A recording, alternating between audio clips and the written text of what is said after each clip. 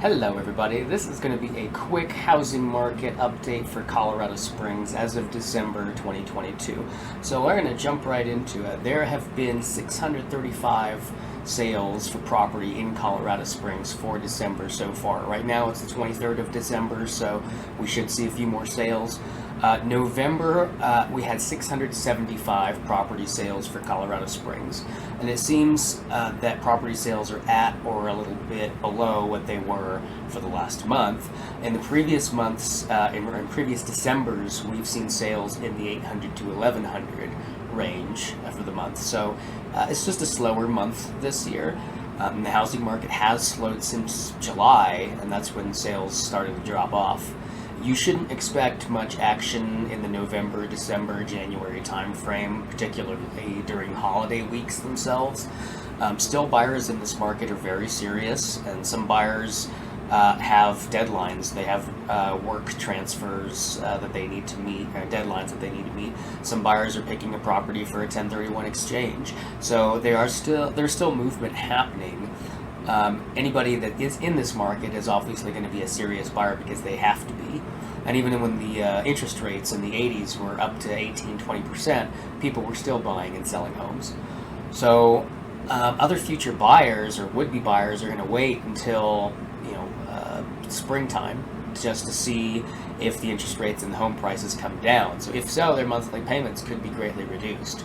So what we're looking at now is an average sale price versus a median sale price for Colorado Springs for all property in Colorado, all residential property in Colorado Springs. So this is for this year from January to December. So if you want to pause this and look at any of this info, but what we're going to focus on is that the average sale price for December so far is at $475,000. The median sale price is at $420,000. That's down from a high in April when the average sale price in the Springs was $529,000 and the median sale price was $472,000. So we've come down about 10% in home prices since April. And no one knows if the home prices are going to continue to go down or go up, and if mortgage rates are going to go down or go up. There's a lot of speculation, but ultimately nobody really knows. I'll give you some food for thought. In Colorado Springs in 1980, the median house cost twice as much as the median household income at that time. And today, that same house would cost, or does cost, 5.8 times the median income. So it is understandably and obviously much harder to buy a house now than it ever has been in the past. So it is difficult. We'll pull up a quick I made this little infographic here, and you can pause this if you want to look at details on what, depending on specifically single family homes, condos, townhomes, land, what it's doing as far as the average and median sale prices and how long typically those properties are sitting on the market. So again, if you want to look at that and study it, you can pause that. And then we'll also look at the current mortgage rates. So mortgage rates have not come down despite what a lot of headlines are telling you. The average 30-year fixed right now is at a 6.32% according to MortgageNewsDaily.com. For VA, it's 5.9%. For FHA, it's 5.85%. We did have a high for our rates back in late October. They were up to 7.24% for a 30-year fixed, and they've come down since then a little bit, but ultimately we haven't yet seen that big drop that's going to get us down to below 6%, even 5 and 4%. Well, so we'll see what happens. So yeah, rates were at a high point in October, but I don't know that they're necessarily going to keep coming down. They may just stay where they're at. But that's where the market's at right now. And if we go back to that chart, yeah, average days on market for property overalls in the 30 to almost 40 day range for days on market.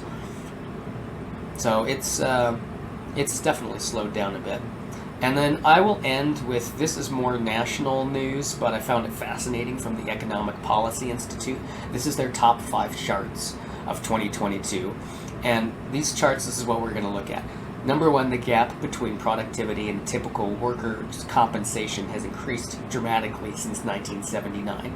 So if you want to just pause any of these, you can look and see, since they've started, since they've looked at wages and they've started doing this study, or looking at the numbers, how the discrepancy between wages and growth and our productivity in the workforce it's definitely askew and has changed since 1980. Number two is how underpaid are teachers in your state. So in the state of Colorado, teachers are underpaid by 35.9%, almost 36%. Thought that was interesting. Number three, profits explain much of the rise in prices in recent years. So the rise in prices from 1979 to 2019 for a whole 40 years was 11.4%. And that's explained by profits. So prices increased by 11.4% over the past 30 years, or 40 years, due to profits. And since 2020, this is what's happened. You can look and see why we're paying extra for things. It's purely for profit. It doesn't have to do with inflation. It just has to do with companies wanting to make more money off of you. Number four, after the longest period in history without an increase, the federal minimum wage today is worth 27% less than 13 years ago and 40% less than in 1968. Can you see why you're not making a whole lot of money? Or why you're not able to pay for things? And number five, without government programs, millions more would be in poverty. So pause this if you want to see how many more people would be in poverty if they didn't have government programs to rely on. So not to end this on a downer, but yeah, that's your news for the week. I'm feeling like I'm in a decent mood. It's Christmas time coming up, and I'm going to be positive despite all this. But you can see like what our economy, and follow this. This is the Economic Policy Institute. You can get the same info I have, but just found these charts fascinating. That's all I got for you. If you liked this video, please click the like button. If you'd like to follow me and hear more of what I have to say about real estate, please subscribe to this YouTube channel. Thanks. Have a great day.